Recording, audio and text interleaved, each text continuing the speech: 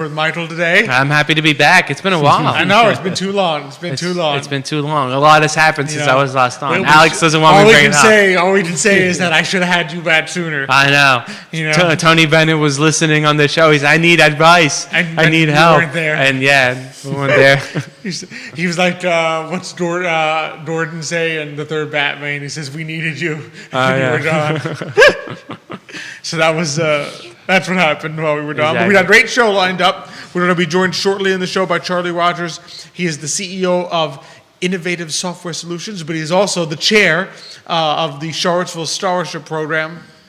So we're going to talk a little bit about the Navigator program at Seville Scholarship and some other things, just the vision for the organization, what people can look forward to, and the great work that Charlottesville Scholarship Program is doing. And then later in the show, Michael and I will have some finance topics. We'll talk a little bit about a question that has arisen lately, which is, should you use your 401k for a down payment? Well, it's not just a question that's arisen. I think you met some people who've done that. I've met some people that have thought about doing that. Thought about doing that. So we'll touch on that. We'll touch a little bit about... And you about, steer them the right way. Of course. I would never steer someone the wrong way. So we'll talk a little bit about that, a little bit about financial literacy, a little bit about the fact that, I mean, even though there were some tough times last year, there were some positive notions in terms of company matches and 401ks and so forth. So we'll talk a little bit about that later in the show. Maybe we'll talk a little about the positive UVA sports. So we'll start with UVA that. baseball. We had the luxury of going to a game. We did. A couple weeks ago now, maybe. Yeah, so we'll mention that a little bit. And so yes, we've got a great show lined up. Be sure to like and share. Send subscribe. us any question and subscribe. That you covering admirably. The bases. Big Xavier. Yeah. We should record him saying that. This way we could just kind of hit play on the phone. Like, share, and subscribe. Exactly. And send us any questions or comments you may have. We'll be sure to read them online, on air.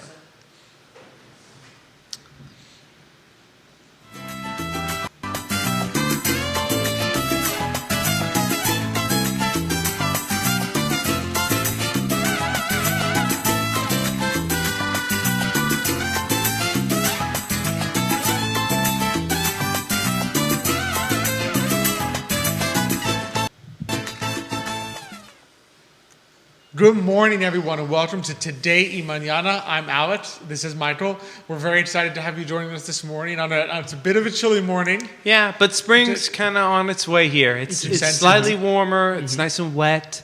I hear the weekend weather is going to be nice, maybe in the 70s. That would be nice, like a sunny Easter. Yeah, would be very beautiful. So that's good news coming. So don't worry about it. I feel like the weather's going to start. I kind of sensed it, even though it rained yesterday evening. Like as I was heading back to my car from work, it was like drizzling. Yeah. But like there was kind of that scent in the air, like of the spring rain as opposed to like winter rain. Yeah, because it was like a warmer rain. Because winter rain is kind of that one that you get outside, you feel in your bones. Yeah. You're like, man, I feel like damp and cold. But this kind of just felt like, it's just raining. Exactly. You put on your rain jacket and you're like, okay, it's not too bad. Exactly. So, but it's still a good day, a good weather to grab your café con leche, get to a cozy place, and watch some Today Mañana. So, and especially because we have a great show lined up for everyone today. We're going to be joined shortly by Charlie Rogers. He is the CEO of Innovative Software Solutions and the chair of the Charlottesville Scholarship Program. We'll talk some CSP, we'll talk some Navigators, we'll talk some Vision. And then later in the show, Michael and I will cover some finance topics, including using your 401k for a down payment on your home, financial literacy, and some positive financial news. Good. We want some positive news. Yeah, well, every time I have Nick on, he always talks, he reads all these Debbie Downer. I know, yeah. He's always like, statistics. sometimes he would be like, oh, I got a good stat, and then you listen to the stat. I think it was like for the Christmas show. Yeah, remember? He's like positive statistic. And we're like, that's actually negative that's statistic. actually bad. Yeah. He finds a way to make good things bad. I mean, I guess that's the Nick thing. That's the Nick factor. But we're going to do the opposite today. We're going to be the little Goldilocks. Exactly. And look at some, how about that UVA baseball team, right? We're not talking about basketball. We're talking about baseball. Exactly. Well, UVA baseball had a good stretch. Yeah. They won 2 out of 3 against Wake Forest, which was the number 17 in the country at the time. We saw them win, 6-2? Yeah, against William and Mary. Yeah. That was fun. We were losing 2-0, and then we had a 6-run inning. Yeah. We're including an inside the park homer. Yeah, well, no, you call it Little League homer Little because League. it was like 2 errors. That's a Little League homer. Some guy hit a bomb, and then there was another guy who hit a ball where we were sitting, but we had decided to move earlier. Well, a certain person. Yeah, Nick said, "Oh, let's move over here because of the sun." And I said, "Watch, could've someone's taught going to that. hit the ball over there," and they Could've literally taught hit that. it. Well, they ruled it a foul, which I still think was debatable. But it would have been nice to catch If that we were foul. there and caught it, they would have ruled a home run. Yeah, though. I know, exactly. That's what would have happened. Nick tossed the team Yeah. a run. But we'll just have to forgive him for that. You know, thankfully he's not listening this morning. Just he's with clients. Okay. So we can say We everything don't have to want. have his questions. Or anything Yeah, like that. we can say anything we want about Nick. And, Exactly. he- Let's be honest. We usually do anyway we when do he's anyway. watching. We do anyway. But it was a fun time to see the game. Yeah, and, and we're aching to get back. I mean, they're Absolutely. scoring runs like crazy, which is a good which is offense. great. I mean, it makes it a more exciting game. I mean, we did really well against Pitt. I mean, Pitt is not a great team, but we swept them this past Oh, you weekend, can't do better and then we won. I think we won on Tuesday as well. yeah. So that's a great. No, I mean, like you said, they're scoring runs. There's still a little bit of a worry about the pitching. We're giving up a lot of runs. But I feel like Coach O'Connor, he's a good pitching coach. So, in other words, I would be more worried if the pitching was good, but the offense was not good because, like, his expertise, from what I understand, is pitching. So that it's always nice that if you're a little shaky in an area where you know your coach can, like, improve and teach your players, it gives you some hope that for later on in the season, because you have time to get better. Yeah, but hopefully the improvement starts coming a little sooner rather than later. Because at the same time, you don't want to necessarily be winning like games like what would you tell me, like 12-10? I think we won It's like a little 12-11 precarious. against Wake. Yeah, you don't want to be on that threshold because God forbid your offense like, oh, we had it off day, we only scored 5 runs and you lost 8-5. You're not gonna be happy. Like Exactly, yeah. Yeah, you don't want to put pressure on the offense to feel like they need to score 10 runs every runs day again, in order to win. Yeah, it's one thing to be winning like 7-4 and you're like, okay, like the pitchers are doing great, but it's not terrible. But I mean, let's try to keep it under double digits, guys. You know? Exactly. Exactly. Thank you to shout out Lucrecia Morales. Muchísimas gracias for watching the show this morning. Always appreciate it. One of the great owners of Sombreros right here Yes. on the downtown mall. I think Sombreros is like one of those places that like if you ask people like one of their Such a favorite hidden Mexican gem. restaurants, they'll always say Sombreros. Yeah. Like it's a know? hidden gem. Like people either don't know they exist or once they know that they exist, it's like like their it favorite. immediately vaults to one of their favorite Yeah. Mexican restaurants. Yeah, exactly. So it's just a great shout out to them. Appreciate it. Of course, appreciate being here on the I Love CVille Network set. Appreciate our great partner at Emergent Financial Services. And, of course, our great partners of the show at Credit Sirius Insurance, Matias Yon Realty, Forward Adelante. Of course, appreciate all of you joining us. Be sure to send us any questions, comments. We will be sure to read them on air. And, we had some great people that tuned in last week. To hear a little bit about the eligibility. We had Stephanie from Charlottesville Scholarship Program talking on a little bit about the April 1st deadline to apply, how easy it is to apply at CVilleScholarship.com. I should remember that. Don't steer people wrong. I don't want to steer people at CVilleScholarship.com. Okay. I was right. And so this week we're super excited to bring on to the show Charlie Rogers. He is the CEO and I think the founder of Innovative Software Solutions, local company. Well, I should say local company with national reach here in Charlottesville, Virginia. Like it. But also the illustrious chair of the Charlottesville Scholarship Program. So Charlie, thanks so much for coming on this morning. Thank you for having me. No, it's I always love having you on. We had a blast last year when you came Absolutely. on, and kind of just wanted to bring you back to talk about, I think probably the other half of Charlottesville Scholarship Program that we love, which is the Navigator program. Oh, absolutely. But first, for like new viewers, maybe tell us like a little bit about yourself, how you first became involved with CSP. All right, so just a little bit about myself. As Alex said, my name is Charlie, and been in Charlottesville for almost 30 years. Met my wife in Charlottesville. We had our 9 kids in Charlottesville. Wow. I'm part of several boards, one of which is CSP, and then also, own a local company, Innovative Software Solutions, and I know everybody heard blah, blah, blah, 9 kids, but I have an amazing wife, and she, every day I go in from 8 to 5, and I make sure I hurry up and get home at 5, and as she says, she no longer has to deal with 9 kids by herself. Now 10.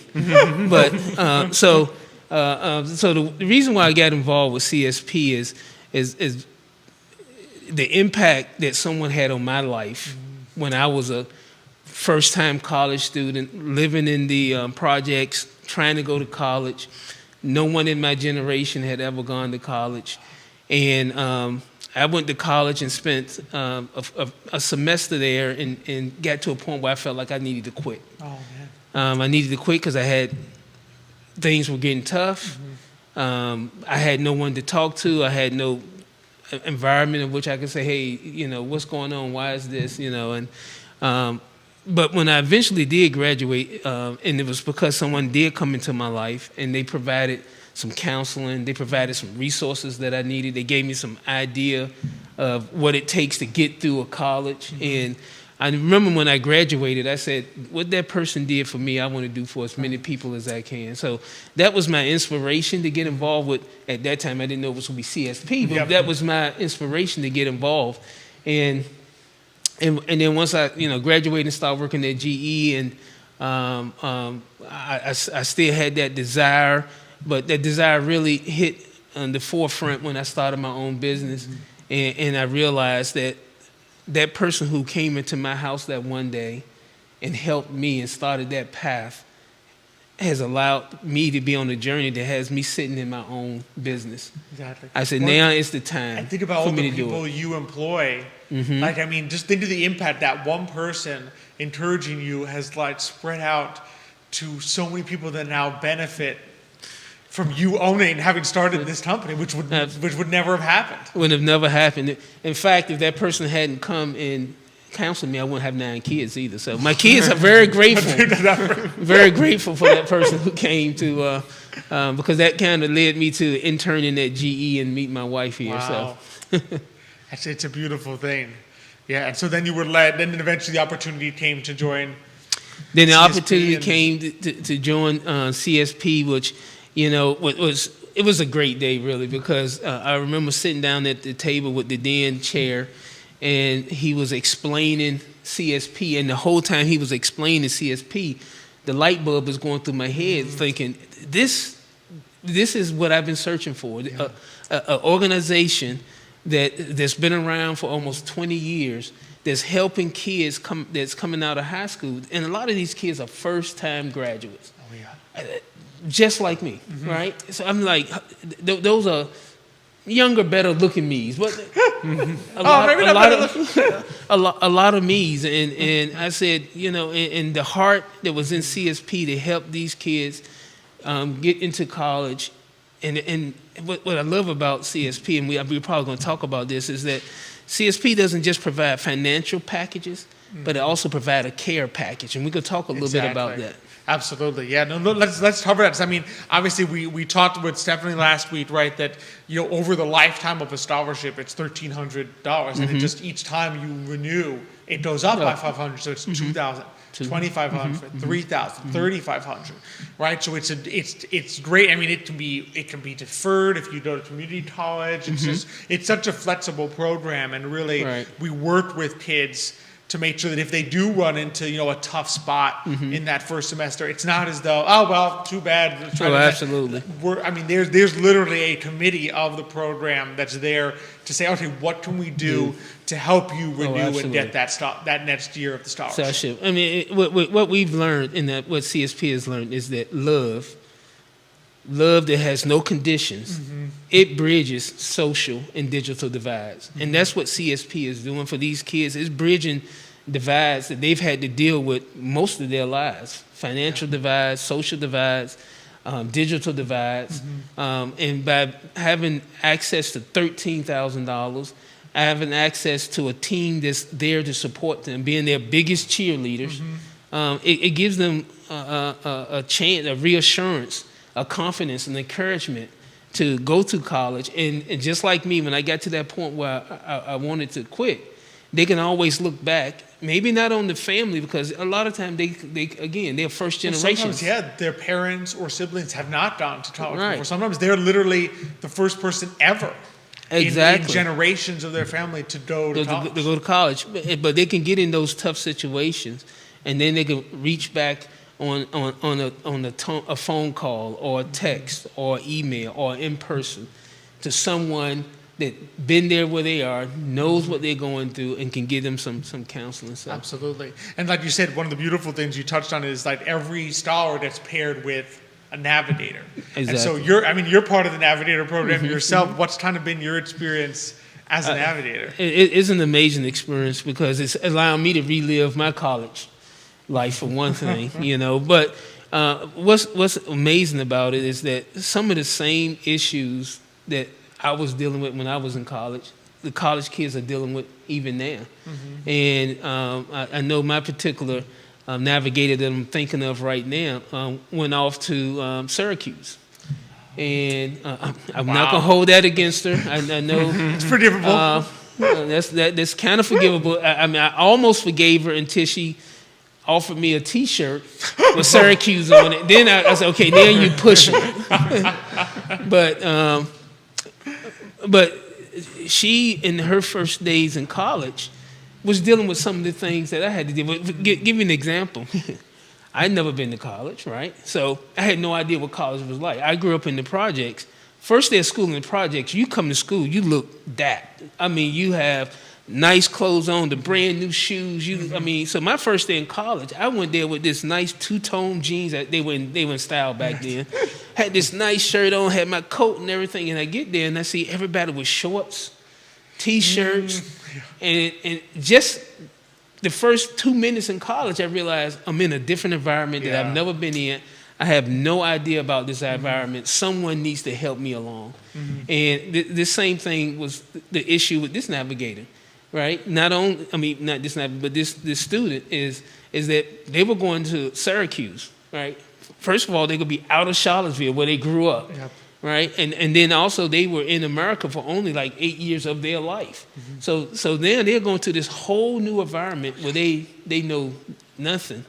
And so being able to be connected to that navigator before she entered college and say, look, this is what's going to happen. Okay, first day of school, don't go buy that nice dress. Don't go buy the nice. No. It's you're an adult now, right? And you're paying them actually to teach you, right? So you need to focus on your education. But just having that little conversation with that person probably saved them a headache. Just getting into just her first day in college. Exactly. But we are able to touch on many topics like that. There's times where she had a situation where she had 2 or 3 exams in 1 week, and also wanted to go to a Syracuse football game, and it was just and she was just confused, and we talked about it, and I gave her some ideas of how I handled situations like that when I was in college. How. I ranked my major class higher. I always wanted A's in my major classes. But then the other classes, you want to make sure you get at least a B. You want an A. And, I just went through how I strategized and some of the things. So that I think helped. At least I want to think it helped her. It didn't convert her from Syracuse to Virginia, but I think it's helped her. So it helped the Syracuse picture. Yeah. No, and sometimes, it's basic things. I'm thinking like I've been lucky enough to serve as a navigator too. And sometimes it's as simple as, okay, all the scholars that go through the program, they're amazing, high achieving kids, right? Yeah, and I think sometimes there's the temptation then when you go to college, right, to be like, okay, well, I'm going to take 16 credits this semester. I'm going to nail this. I got straight A's in school. I can handle, 4-hour class, 4-hour classes. And but sometimes it kind of takes someone who's been through that to be like, you know what? Take. You only need 12. You only need 12. Take the 12, and then next semester you can take 16. Exactly. Right. So take it easy. Don't panic. If you're used to, don't be like me. Like if you're used to straight A's and get that first B on a test, don't have a complete nervous breakdown. That happens. You're entering a new level of competitiveness. What was expected you think about most high schools, right? High school, your teacher tells you, this is your homework, it's due next week, do this, do that. You walked into college, my dad always says, you walked into college, right? And first class, he says he never forgets first day of class, he sits in there, and the professor's like, well, I'm sure you all read the syllabus and read the first chapter, because that's what it says to do. Let's dive right into it. And, you're looking around and you're like, what do you mean? I had to know what to do before the teacher told me? Yeah, Exactly. It's a different level of responsibility once you kind of jump into college versus high school. Yeah, you're still getting told everything to do. You have the count on your back. Yeah. College is like you're on your own. Yeah. Like if you don't follow these directions, that's your problem. Exactly. So it's kind of like it's a different responsibility jump to go from high school to And college. a lot of people are lucky that their parents, if their parents have gone, their parents kind of let them know, hey, just so you know, this is not. But if your parents haven't gone to college, they don't know to tell you that. And that's what navigation helps. And you guys touched on some really good points in self-directed learning. So self-directed learning, a lot of none of the students basically understand self-directed learning. When they're in high school, the teachers tell them, hey, we're gonna have a test. We're gonna study these days together. We're gonna read this book. And they give you all the details from A to Z of what you need to do to be prepared for that day. Whereas in college, it's self-directed. You know that, hey, in 2 months you have a exam, or you have a midterm, or you have something, but you may not talk about it until that day that the exam come about. So you have to sit down and plan, okay, before I take the exam, I had to have these 3 books read, playing that out. So we did talk about some of those things. It's a pretty amazing. I love how you touched on the A, B, C one. We had that conversation too. That's why I was trying to ask her to sort based on what's your major, what's not your major. Okay, you can, you may not be able to get an A in everything because in my case, this person had like 19 credit hours her first semester. Wow. So I hadn't had that lesson with her, but and she was a double major. But you do touch on many things that, as navigators, it's kind of fun reliving that. It's like having a grandbaby, right? When you were in college, it's like you the child, but then you have a grandbaby, and it's more fun, and you can talk to them, and you don't have to live it yourself. Exactly. Being a navigator is experience, as much as we try to give experience to the student, it touches us, right? Oh, because for me, it allowed me to give back, me to see other people have some success, and me be a part of helping that person have success.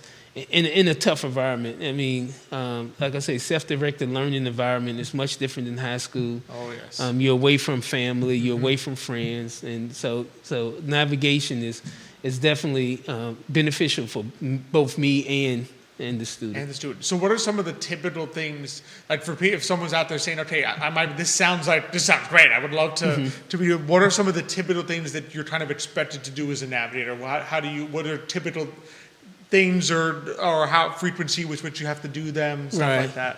Well, so that's a great question. Typically, with a student, when you're a navigator, you try to keep in contact with them at least once a month.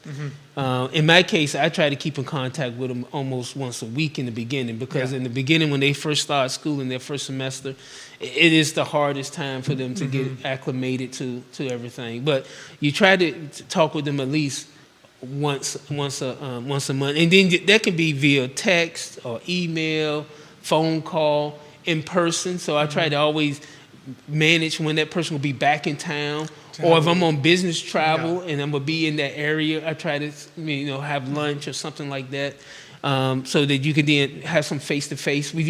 Today we do a lot of virtual, so you can have virtual conversations.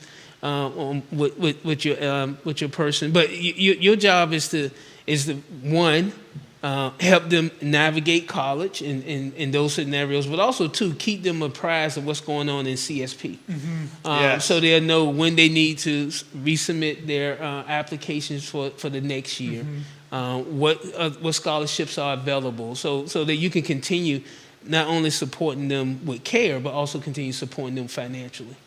Absolutely. Yeah, that's the key element, because sometimes, like, depending on, just obviously not every student has a different personality.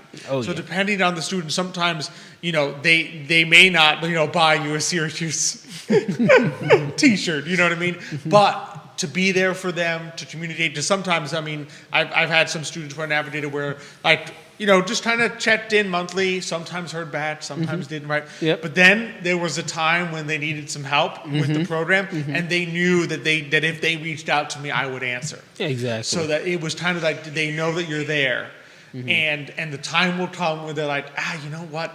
I have a question about the program. I'm switching schools, and I'd like to see if my scholarship money can follow me there. Yes. And they knew, you know what? I should probably talk to my navigator. Yeah. That Alex I said, guy that who called Alex me the guy, other yeah, day. that guy keeps texting you. Yeah. He might know something. Exactly. One of these days. And Exactly. especially because of the renewal that it's March Yep. 1st Yep. every year. It's great to just ping them a couple times and absolutely. say, hey, just so you know, it's March 1st because they're going to be busy. There's going to be because spring break usually hasn't started yet, so they're probably having those last couple tests before spring break, and they might slip their mind like, oh man, I got to just. It's a super easy renewal, but they just have to remember, oh yeah, I got to renew to get my extra $500 on top of my renewal. Absolutely. Which is a key element of it, but it really is a great opportunity. And David Riddick, thanks for watching the show, says, Charlie, great advice. Great advice. So absolutely, Thank we can see why his scholars love him as their navigator. Then. It's like, oh man, yeah, this is fantastic. Yeah. So one of the other things I wanted to touch on is obviously, CSP. We talked a little bit about Stephanie last year about how one of the beautiful things about the Charlottesville Scholarship Program is that having started as a $250,000 gift from the city, it's now grown through great stewardship to over $1 million endowment, which we've used. It's not just that it sits there. I mean, that endowment basically funded an increase in the size of the scholarships a few years ago. We were able to boost the size because we said, you know what, we're raising money that pays for the scholarship, but let's do a little boost using the endowment. Yeah. And I know since you've been chair, you've had a vision for where CSP can go in the future. So maybe speak a little bit about like where do you see the Charlottesville Scholarship Program in the future? Yeah, so, and like you said, it started in 2001 with that $250,000 from the city council. So that they want to get the city council props. Yeah, absolutely. And we've been able to grow that to about $1.1 million in the endowment. At the same time, we've been able to distribute $961,000 in scholarships. Right, and so 188 students have come through our system, and 89 have gotten their degree or the certificates or whatever they needed to continue their career. And we have 35 students currently in the system. And as you mentioned earlier, they're going to get about $13,000 in the totality of their 4 years with us. And we started looking at what does the next 10 years look like? What does the next 15 years look like? And we started looking at a vision where these kids, when they become a part of CSP, can come out of college debt-free. So we're starting to look at plans where, that endowment that's 1.1, how do we get that endowment to 2, to 3? So that we can then have a return from that endowment that can help support what we raise and actually fully fund kids from Charlottesville and our local kids to go to college. And in order for that to happen, we need the whole community to come together. Oh, absolutely. We need people to step up to be navigators. People who have been to college, who feel like maybe they were first-time college students that can come back and give back to the community. We need navigators, but we also need people who are interested in, and they've graduated, they have some success in their life, and they have resources that they can share because their heart is for the community and for the kids. So we need people who have that kind of heart to also go to that website you mentioned. CVillescholarship.com and become a part of this family because I think if we all come together and build an ecosystem that can properly nourish our local kids, we'll find that we have some superstars that maybe they're coming up from a background that's a little hard, but we can get them, we can marry their educational aspirations with true opportunity. Yeah. Right. And right now, a lot of those kids feel like they're divorced of opportunity. I don't have opportunity. Well, we can come together and give them opportunity. I'm excited about the 1.1 and taking that 250K to that 1.1. Great job, but we still have a lot to do because we want that day where kids graduate from Charlottesville High School and 5-10 of them getting total rides to UVA, VCU, JMU, and whatever. And it started from this conversation today. Absolutely. So we need people who are interested in helping us get to that vision to reach out to us. Because there are several new ways, right, to get, like if you're a foundation or you're a corporate, like a local company, there are ways, what are some ways that you can be particularly involved beyond just saying, oh, I'll donate a couple here or a couple there? Yeah. I mean, other than, giving Alex hundreds of thousands, make sure he's taking care of it and keep this show going. But what we do have is we have named scholarships where a business or family or can create a scholarship that completely take care of one kid or two kids. There's more we can give you on that. I think I have a limitation of like a few minutes here. I don't have 3 or 4 hours, right? Yeah. So I can't go into that totally. But with named scholarships, we have a plan that allow it to be perpetual. And that scholarship, once you give it, we can then have it take care of a kid going through college, or 2 kids, depending on which plan you choose, to go through college from freshman year to senior year and keep that continually going. So we have those kind of plans, and then we also have where you can ad hoc donate as well. But there are many options to donate, and if you go to cvillescholarship.com, we would definitely love to hear from you. Absolutely, yeah. I mean, there's a way to donate right on there, but also there's a contact form where you can kind of reach out to us and say, okay, what are my options? Like, can I do something like a Startup Scholarship? There's a great local company that said, hey, we want to fund 3 kids for the time being. Like, it's kind of an ad. We want to fund 3 kids over the next 6 years to go and learn that if their dream is arts or design, we want to be involved in that. We have some like the Preston Pointer Scholarship where a family said, here's what I'm going to do. I want this to be perpetual. And we worked with them. Okay, what do we need? What kind of installments can we do to say that this scholarship will go forever? Exactly. You absolutely. will never run out. Never run out. And a great example of that is, Charlottesville is a great technology hub. There's a lot of technical companies in Charlottesville. It'd be nice if some of the technology companies come and say, hey, look, I want to support 5 kids that's interested in STEM going to college. And so how much do we need to donate for it to be perpetual? One-time donation that could be perpetual to support 5 kids that's interested in STEM, that's interested in computer science, that's interested in design or whatever. And so we are definitely open to those type of things as well, because that's how you can take kids that don't have opportunities today and give them opportunities tomorrow. Absolutely. So there's so many ways to find out more. Like Charlie said, cvillescholarship.com has pretty much all the information you need.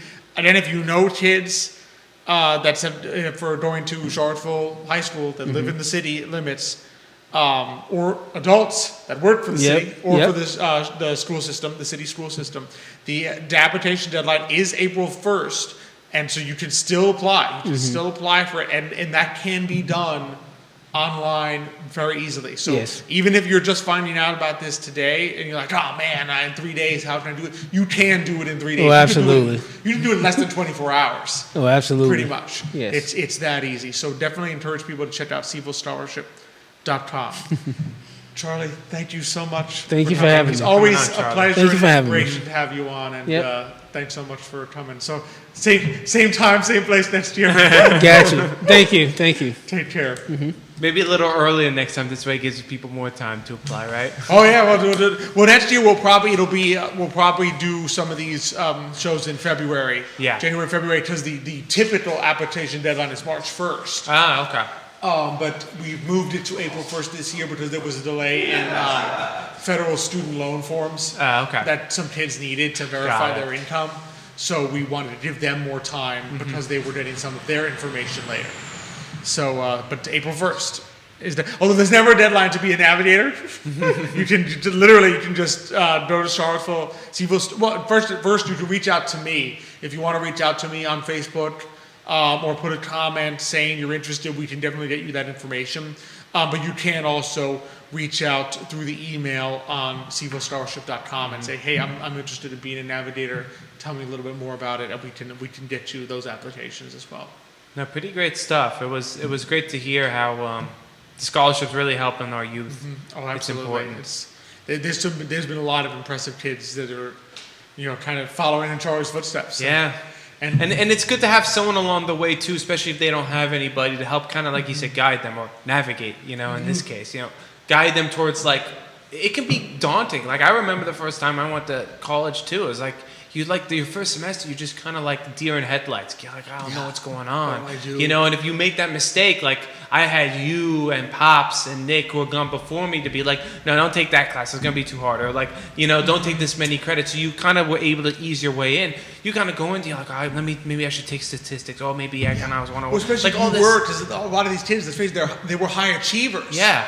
You know what I mean? They're competitive, smart kids. So like that personality, your goal is gonna be like, oh man, let me like. Well, it's like a maybe comparison that people might not, but it's like going from AAA baseball to major leagues. You'll see so many young kids who are doing great in AAA, and then they go to the majors, and man, it's like they go from batting 350 in AAA to batting 200 in the majors. And the question is, can you get through that? Exactly. Can you get through that? It's nice to have someone by your side like, hey, listen.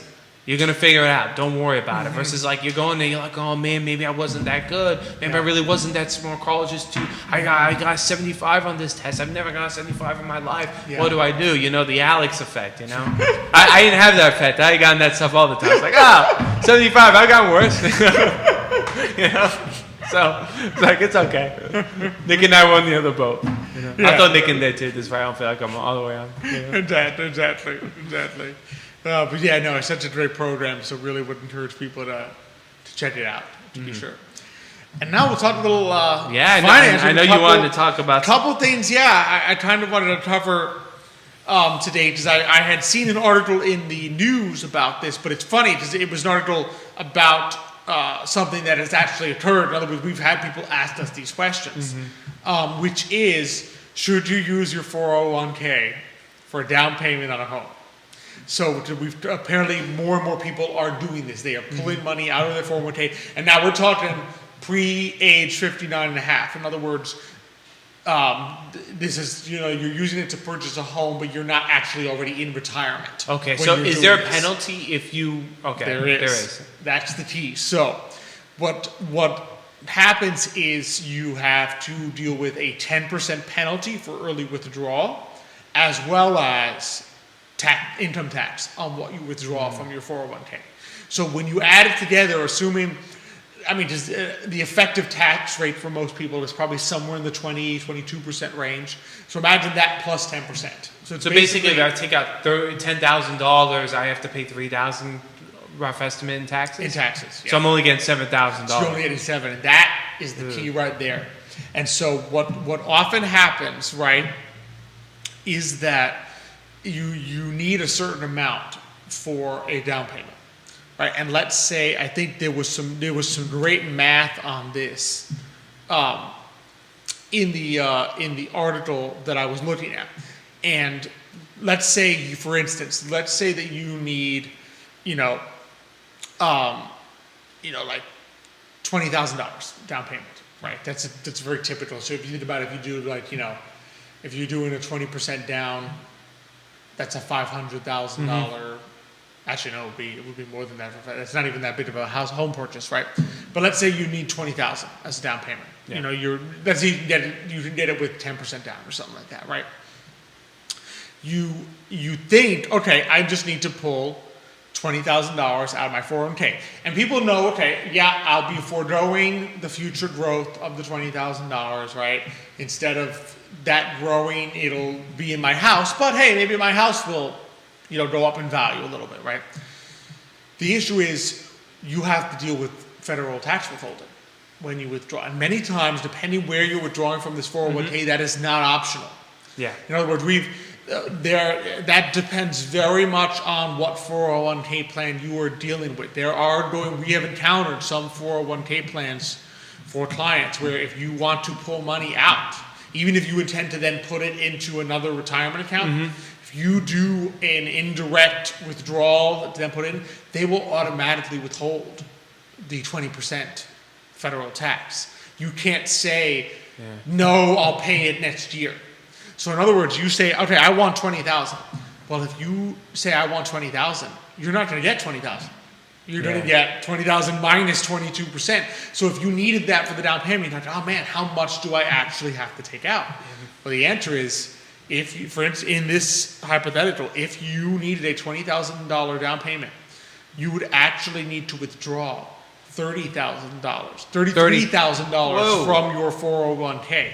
In other words, if you withdraw 33, you get 20 is what's going to show up in your bank account because the rest has been automatically withheld. Yeah.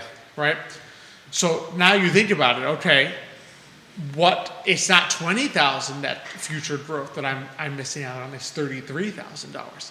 And this is an example that they took the 33,000 and said what happened, assuming 7% growth, and by the time you're 85, so this is a 30-year-old, so the time you're 85, it would probably be a little less if you went to like 70, 75, but that money would have grown to 1.2 million.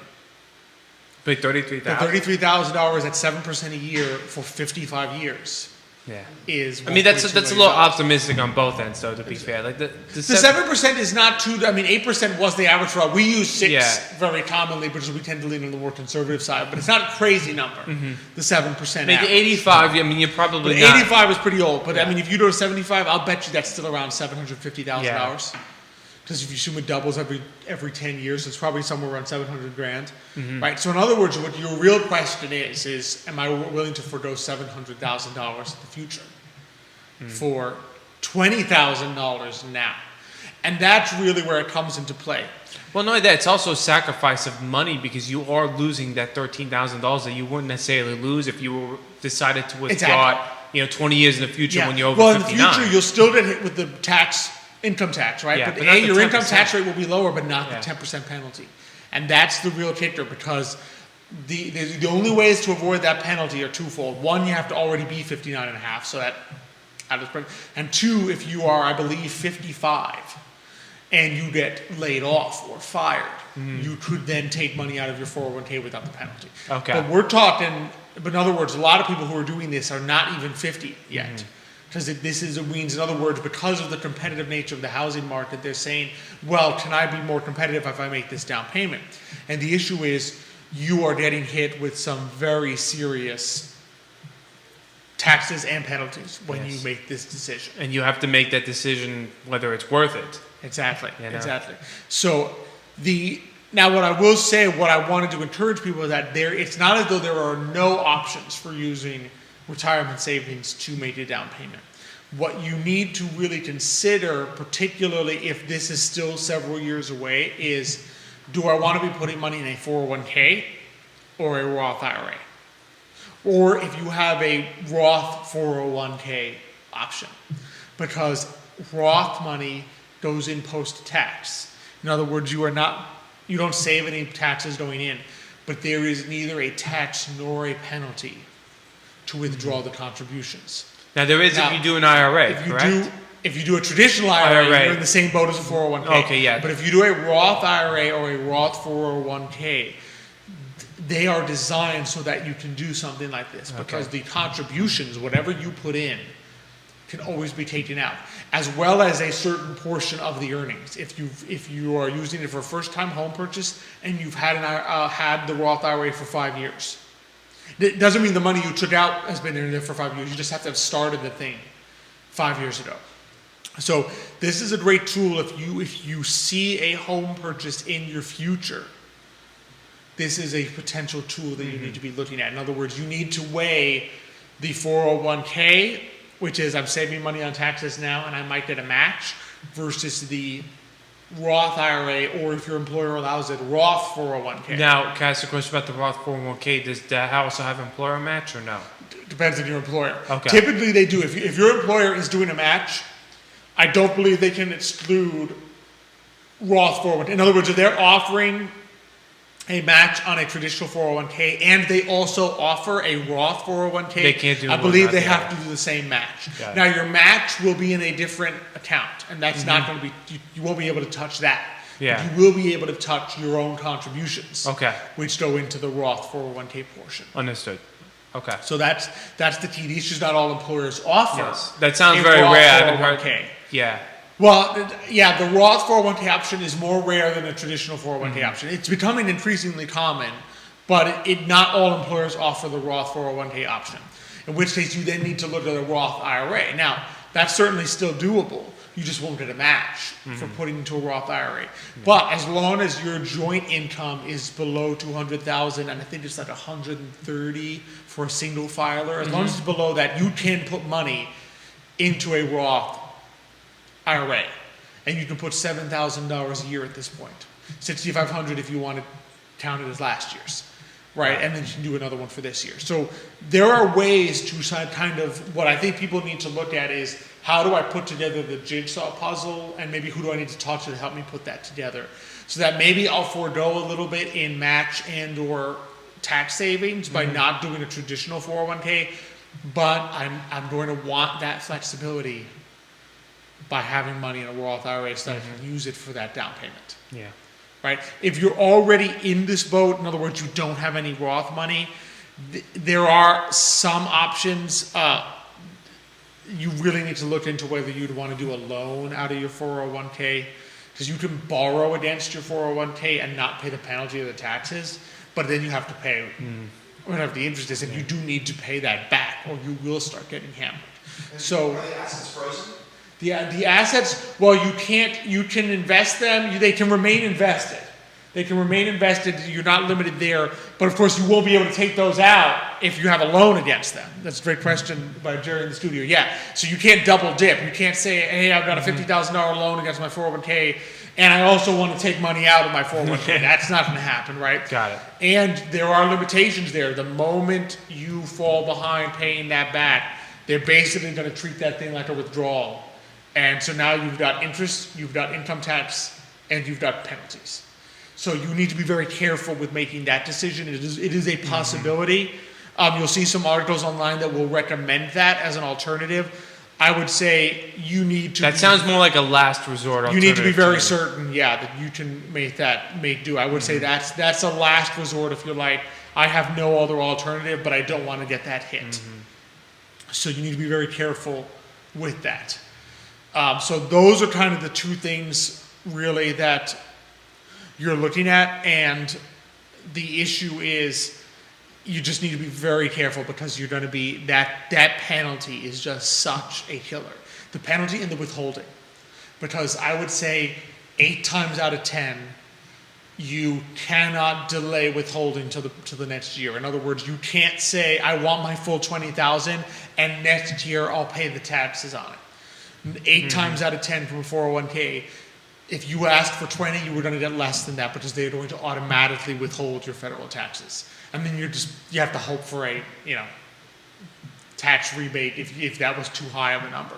And was this something that was common, like maybe 10, 20 years ago, people withdrawing from their 401k pay for houses, or is this something that people are starting to do now? It tends to crop up in times when people are having trouble coming up with the money. That's what I was wondering, because Yes. we've read articles about people also basically because of inflation, people not being able to afford like groceries or rent, they're pulling out of their retirement accounts, whether it is Just a for 401k, basic just for expenses, yeah. basic expenses. Oh yeah, last year saw a record number of withdrawals from 401ks. Yeah. So I mean, granted, I mean, if you're doing it to pay for groceries, it's probably because it's your last resort.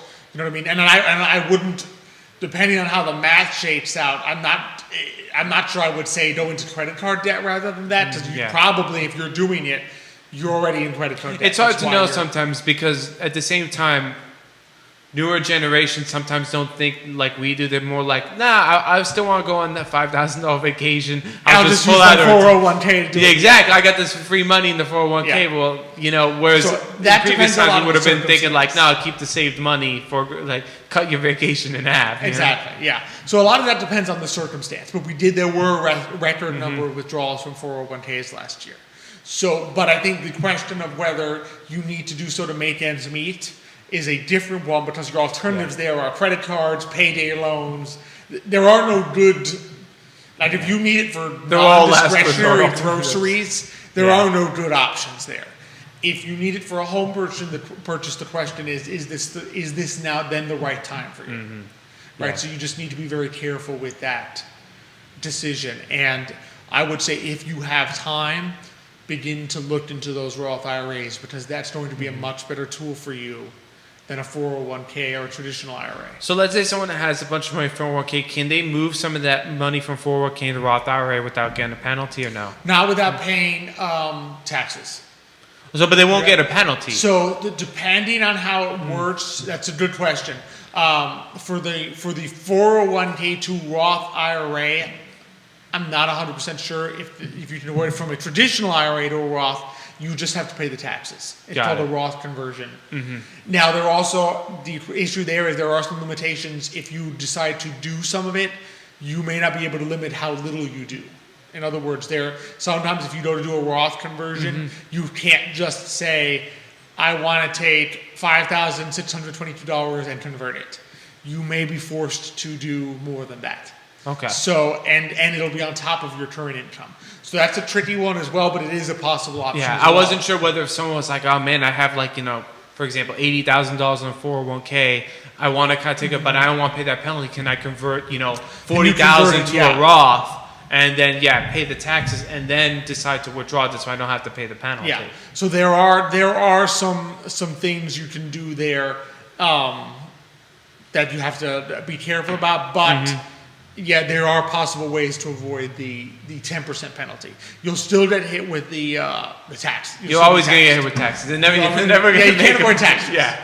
You can't avoid taxes, but the issue is you're taking money that was growing tax-free, paying taxes on it, and then no longer having it invested where it was, right? And don't forget, when you do a Roth conversion, you've now paid double tax on it. In other words, you are basically paying tax, and then future growth of that, if you then pull it out, future growth of that money is taxable. So if you do the Roth conversion, then take the money out of your Roth, now you've made it taxable money again. So it is a tricky solution there, but it is one. It is and that's a good point. That's something for people to look at, particularly if you have it in like a rollover IRA or something like that. So anyway, that's something I've been seeing pop up, and we've had some questions about. So just do be cautious, because and then do the math on that, because I think what trips people up is they may know the penalty and the taxes. They don't realize that the withholding means they need to withdraw much more than they think they will. Yes. You can't take the 20, get the 20, and then pay taxes next year. You're going to have to pull out 33 to get your 20. And I can't even imagine if you need to pull something like $40,000. I mean, you're talking about like $60,000. Yeah, it's a very big number, particularly if you need that money for the down payment. Yeah. So that's something to keep in mind. Thankfully, you had pointed out some news to me that people are becoming more financially literate than in the past. They had done a recent survey, and more people were answering questions correctly. Well, that's what they say. I'm not sure how much I believe it, but that's what the article said. So particularly, I think the number of people who answered the questions, these were questions of, what is average life expectancy? What knowledge about the markets, different types of investments, so forth. People who had a financial advisor answered much better. They were much more proficient on the because it's very informative. I know, like, we've had some clients who knew nothing about the market. Every time they come and talk to Xavier or Alex, they were asked questions. Xavier would kind of go over it. They were like, oh wow, I feel like I learned so much. So this is one of the benefits. You kind of get a nice little teaching lesson on exactly what's going on with regard to markets and investing. So. Exactly. Which, I consider an important part of actually having a financial... if you have a financial advisor and you come out of the relationship with them after like 10 years and you still know absolutely nothing about what on earth they do for you, that advisor is probably not doing a good job at... You should know something. He should be able to explain to you, at least in layman's terms, what he or she is doing for you. It would be like if you have a mechanic and after you've been to this mechanic for like 10 times, and every year you go to them and they fix something in your car, and after 10 years you're like, I have absolutely no idea what my mechanic ever does to my car.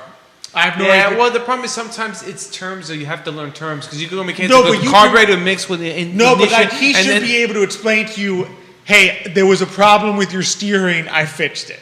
Yeah, There but was a problem the way with your- they explain it sometimes is you have to take a step back, because sometimes when people are more knowledgeable, they don't realize that certain terms don't register in your Yeah. head. I mean, you could be explaining what exactly you're investing, but if you're using like yield and dividends, people will be like, Oh yeah, well, what that is. But You that's have how to- the advisor would explain Yeah, that. but people also have to say, oh, what's that? Or Yeah. oh, exactly what's that? Because if they don't ask for an explanation, sometimes your assumption is, oh, people not, okay. Yeah. Like your assumption is, well, I guess they understand what They I'm talking understand. about. Yeah, it's true. You know, I mean, sometimes it has with the mechanic, oh, yeah, the carburetor wasn't working, so we had to and you're like, yeah, okay.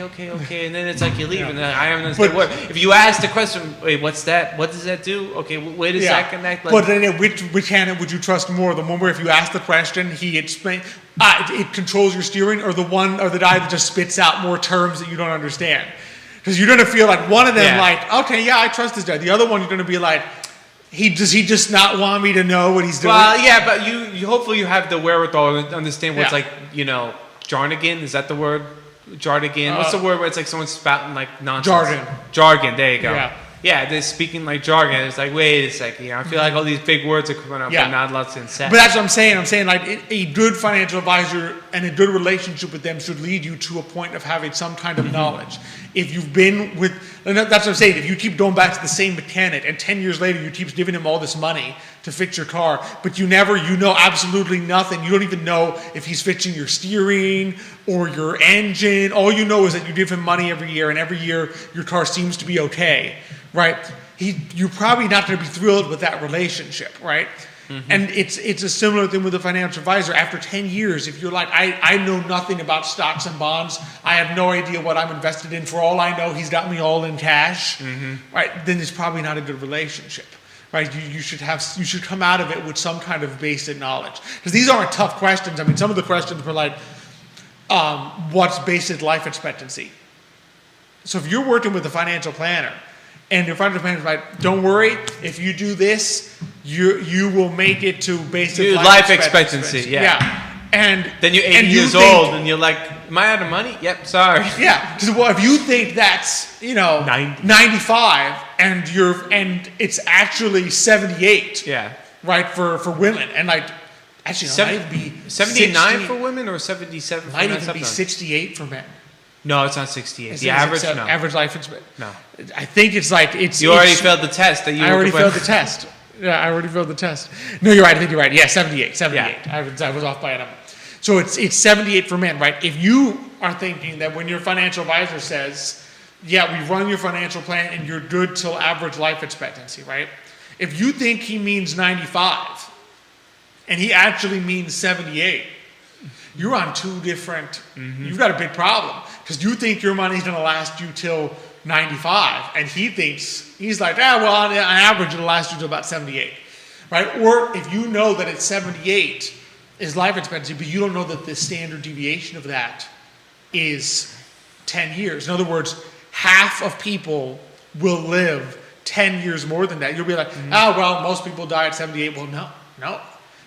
There's a 50% chance that you will actually live to 88. And if your money is actually running out at 79, then the fact that your financial advisor tells you that you're going to make it past life expectancy is kind of a meaningless, it's maybe not as comfortable. So you should have some kind of basic knowledge. Unfortunately, a lot of people actually failed that one. They thought 85. You were even worse. You was thought average 68. life. Well, I You was think we're gonna have I a knew terrible that life. was- It's I was, like, we die young. die young. Yeah, I was off by 9. I mixed up what number came in front. But in other words, if you think it's 85, although I would be on the better side if I think it's 68, I have to like worry more. No, because then you'll know it's the reverse, and you'll be like, oh, I'm more than good enough. Oh, you think that life might be expectancy is 78. Yeah, it's the 68, point. you're like, the oh, point. yeah. But the problem is, like, a lot of people think it's 85. Like, most people apparently thought it was 85. So they're thinking that if their plan makes it to Yeah. life expectancy that it's 85 when it's not. No, yeah. So it's just important to like know that information, learn about it, talk about it, make sure that you're learning from your financial advisor. So yes, that was a No, I think we covered two important topics. Absolutely. I think the first one was probably a little more important than the second one, but that's okay. well. The first one can be a big mistake. Yes. The second one though can lead to a series of little mistakes that would make Mm-hmm. you feel a lot less comfortable than you really are. Yeah, I think it's just getting to know about exactly what your financial advisor is doing with your money. It's always your money, so it's good to ask questions of like, okay, what exactly is the plan here, and what exactly have me invested? What's the like you said, the financial plan. What's the end goal? When can I retire? Mm-hmm. How long will my money last? Like these are important questions that you should probably try to get answers to. Exactly. And also learn the life expectancy. There you go. Exactly. Don't think it's 68 Yeah. Or 85. or 85. It's actually 78 for men. For men, it's actually I think it's a little higher 79 for for women. women, I It's a little higher for women. Women live Yeah. longer than men. Maybe they don't do as many crazy things. Yeah. Someone's got to do the oil rigs and stuff like that. It's not going to be that. Exactly. All right. Well, this has been a great. Yeah. This has been a great show. Good I show. enjoyed it. Yep. Enjoyed talking some finance with you. Had fun. Of course, always good to talk to Charlie and get his story. And next week also going to be a great show. Look at It's the 4 great guests, two sets of them. So we're going to be joined next week by Michael Sloan and Christine Fairfield from the Oratorio Society of Virginia. They're going to be coming back. They're talking Beethoven's Ninth. I know you and Act you and 200 Nick is- must have been what's it called? Oh, Like we're in Seven Heaven when you heard that. Beethoven's Ninth. I mean, we have Travel seen Hall. it before, to be fair, but I mean, it's been like what? It's maybe been a 8, while, 9 and we years? saw it at the MLK Junior Performance Center at Charlottesville High School. It's not that it's a bad venue, but the acoustics are not. But- quite as so good. where is Old this one Tower gonna be? Hall. Old Tower Wow, Hall, how are they gonna because fit everybody? Apparently, they're gonna fit it. Wow. So I'm looking forward to that very much. So Because last time they did it there because they didn't think they because could I fit. think they didn't think they could fit, but maybe this year Yeah, it was gonna be all the violins are gonna be done like this. it'll work. It'll We'll work. make I'm it looking work. forward to it tremendously. So we'll talk that, and then Leanne Clement and Bridget Eversole are going to be coming on from Charlottesville Opera Yes. to talk about their 2 performances. They're going to have The Elixir of Love is the opera by Donizetti. Very funny and enjoyable opera. And then The Music Man is going to be their musical. Yes, for and that's this coming year. up soon, like June and July, right? I think so. All of Yeah. these are coming up soon. I think it's going to be May, June, July. Wow. So if you like music, you are Good in music, For a if you like treat. good If music. you like good music, you're in for a treat this summer. Very cool. All right, so it should be an exciting show next week. It is. It's going to be a lot of fun. We'll see. I don't know who's on with I you. don't know. Nathan and Xavier are going to probably fight to see who doesn't Exactly, yeah. Because they both enjoy coming on with Michael and Christine and Leanne. Yeah. So it's going to be a lot of fun. So enjoyed having you on. No, I'm glad to be back. It's been a while. Like I think it's been like maybe over a month. A few weeks. Yeah. Appreciate everyone who tuned in today. Dr. Elizabeth Irby was able to tune in today, so thank you for watching. The she's wonderful gotta watch doctor. Hobby. She's gotta watch. Thank you everyone, of course, for tuning in. Appreciate it. David Riddick, thanks for your great comment. Lucrecia, thanks for watching this morning. Grady Rudolph, thank you so much. Shannon Connors, thanks for joining us. Rosalia Todaro. And Mitchie, thank you for watching the show. Always appreciate all our great viewers. Be sure to send us any people you would love for us to feature on the show. Always love to feature great nonprofits or entrepreneurs here in the area. Of course, thank you to Judah behind the camera, making us look good. The I Love Seville Network set. Emergent Financial Services, to our great partners, Matias Sion Realty, Credit Series Insurance. Thank you all for watching. Thank you for co-hosting with me today. Happy to be here. We look forward to seeing you all next week. But until that time, as we like to close it out, hasta mañana. Good job, fellas. Alex.